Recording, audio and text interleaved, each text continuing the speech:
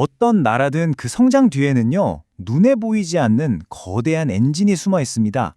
바로 정부의 연구개발, R&D 투자인데요. 자, 그래서 오늘은 이 보이지 않는 엔진이 어떻게 민간의 혁신에 불을 붙이고 또 국가 전체의 성장을 이끌어내는지 그 숨겨진 연결고리를 한번 파헤쳐 보겠습니다. 그런데 말이죠. 이 강력한 엔진에서 최근 좀 이상한 소리가 들려오고 있어요. 대한민국의 성장 엔진, 과연 이대로 힘을 잃는 건 아닐까요? 이 질문이 바로 오늘 우리가 이 문제를 깊이 들여다봐야 하는 이유입니다. 바로 이 숫자입니다. 1.7%. 이게 지금 우리가 마주한 현실이죠. OECD가 전망한 2026년 우리나라의 잠재 성장률이거든요. 고령화는 빨라지고 생산성은 떨어지는 상황 속에서 우리가 믿었던 성장 엔진의 출력이 점점 약해지고 있다는 명백한 신호입니다. 그러니까 새로운 동력이 정말 절실한 상황인 겁니다. 그래서 우리나라는요, 아주 거대한 베팅을 하나 하고 있습니다. 바로 연구개발, R&D에 대한 막대한 투자죠. 그 규모가 어느 정도인지 지금부터 한번 제대로 들어가 보겠습니다. 와, 2023년 딱 한 해에만 투자된 돈이 무려 119조 1천억 원이에요. 정말 상상하기 힘든 금액이죠. 이 돈이 바로 대한민국의 미래를 위해 쓰인 총 연구 개발비입니다. 아니, 이 어마어마한 돈 대체 어디서 나와서 어디로 흘러가는 걸까요? 자, 이 돈이 어디서 나오는지 이 그래프를 보면 바로 알 수 있습니다. 여기 아래 파란색이 정부고요. 위쪽 빨간색이 민간 투자거든요. 어때요? 시간이 지날수록 막대가 계속 높아지죠?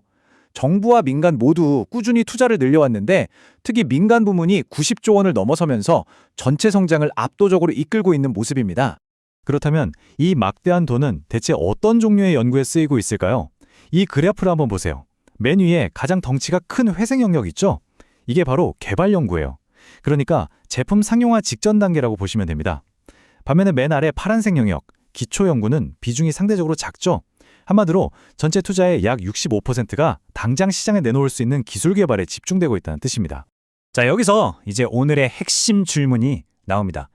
정부가 쏟아붓는 28조 원, 그리고 민간이 투자하는 90조 원, 이 두 개의 거대한 돈출기는 과연 서로 어떤 관계일까요?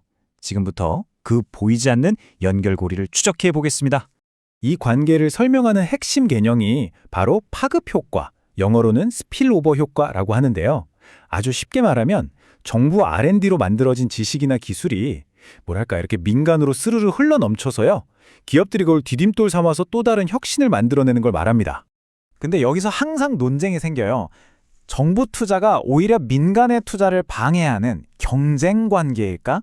아니면 민간 투자를 더 끌어내는 협력 관계일까? 이 질문에 대한 답, 데이터가 직접 보여줍니다. 자, 지금부터 정말 흥미로운 지도를 하나 보여드릴게요. 이 질문에 대한 답이 여기 있거든요. 2007년 대한민국의 기술 지도입니다. 이 지도를 보시면 위쪽은 정부, 아래쪽은 민간의 투자 영역이라고 생각하시면 편해요. 2007년을 보니까 정부 투자가 정보통신 같은 몇몇 기초 분야에 집중되면서 기술의 씨앗을 뿌리고 있는 게 보이죠. 그리고 시간이 흘러 2015년이 되니까 와, 정말 놀라운 변화가 생깁니다. 아래쪽 민간 기술 지도를 한번 보세요. 정부가 초반에 집중적으로 투자했던 바로 그 정보통신 분야 주변으로 민간의 전기 전자 분야 투자가 폭발적으로 몰려들기 시작합니다. 정말 씨앗 주변으로 뿌리가 쭉쭉 뻗어나가는 모습 같지 않나요? 그리고 마침내 2023년 보이세요? 이제는 빽빽한 기술의 숲이 만들어졌습니다. 정부와 민간의 기술들이 서로 막 얽히고 설키면서 거대한 생태계를 이루고 있죠. 심지어 예전에는 보이지도 않던 원자력 같은 새로운 분야에서 민간 투자가 활발하게 일어나는 모습도 보입니다. 결국 정부가 처음에 뿌렸던 그 씨앗 몇 개가 이렇게나 거대한 숲을 만들어낸 거죠. 자, 이 놀라운 과정을 딱 한 문장으로 정리하면 바로 이겁니다. 정부 R&D는 기초기술에 씨앗을 심고요. 민간 R&D는 그 씨앗을 자양분 삼아서 상용기술에 숲을 키워내는 겁니다. 이건 경쟁이 아니죠. 완벽한 협력, 완벽한 분업관계라고 할 수 있습니다. 하지만 이 멋진 그림이 하루아침에 뚝딱 만들어지는 건 절대 아닙니다. 여기에는 우리가 자주 잊어버리는 아주 결정적인 요소가 하나 필요하거든요. 그게 바로 시간입니다. 이 흐름도를 보시면 그 과정이 한눈에 들어옵니다. 정부가 R&D에 돈을 썼다고 해서 바로 기업 성과로 이어지는 게 아니에요. 먼저 국가 전체에 지식으로 차곡차곡 쌓이고 이 쌓인 지식이 민간의 새로운 R&D 투자를 유도하고 그 결과가 비로소 기업의 성과로 나타나는 거죠. 바로 이 축적된 지식, 이걸 경제학에서는 지식자산 스톡이라고 부르는 겁니다. 그럼 구체적으로 시간이 얼마나 걸리는 걸까요? 분석 결과를 보니까 정부가 투자해서 쌓은 지식이 민간 기업의 새로운 R&D 투자로 이어지기까지 평균적으로 3년에서 4년 정도의 시차가 있더라고요. 혁신의 씨앗이 싹을 틔우려면 그만큼의 인내가 필요한 거죠. 여기서 지식자산 스톡이라는 개념이 다시 한번 중요해지는데요. 이건 그냥 돈을 썼다는 장부가 아니에요. 수년간 꾸준한 투자가 쌓이고 쌓여서 만들어진 국가 전체의 기술과 지식, 바로 보이지 않는 자산을 의미합니다. 그리고 이 그래프를 보시면 그 보이지 않는 자산이 얼마나 꾸준히 쌓여왔는지 알 수 있습니다.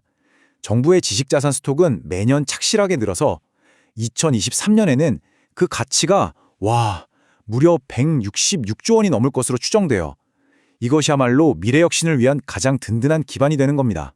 자, 지금까지 정부와 민간 R&D가 어떻게 서로 영향을 주는지, 그리고 그 과정에서 시간이 얼마나 중요한 역할을 하는지 살펴봤습니다. 그렇다면 이 모든 분석이 우리에게 말해주는 건 뭘까요? 미래의 R&D 어떻게 설계해야 할까요? 핵심은 세 가지입니다. 첫째, 정부는 민간이 선뜻 나서기 힘든 리스크가 큰 기초 기술에 집중해야 한다는 것. 둘째, 바로 그 투자가 파급 효과를 일으켜서 민간 기업들이 딛고 살 땅을 넓혀준다는 겁니다. 그리고 마지막 셋째, 이 모든 건 시간이 걸린다는 것. 단기 성과에 집착할 게 아니라 국가의 지식 창고를 채운다는 생각으로 길게 봐야 한다는 거죠. 보고서에서도 바로 이 점을 아주 명확하게 짚어주고 있습니다. 정부는 민간이 초기 위험이나 불확실성 때문에 투자하기 어려운 분야에 집중해서 후속 혁신을 위한 기술적인 기반을 만들어줘야 한다. 이것이야말로 가장 효율적인 전략이라는 뜻입니다. 결국 진짜 중요한 건 단순히 돈을 더 많이 쓰는 게 아니라는 겁니다. 어떻게 더 현명하게 쓸 것인가? 바로 그 전략에 모든 게 달려 있습니다.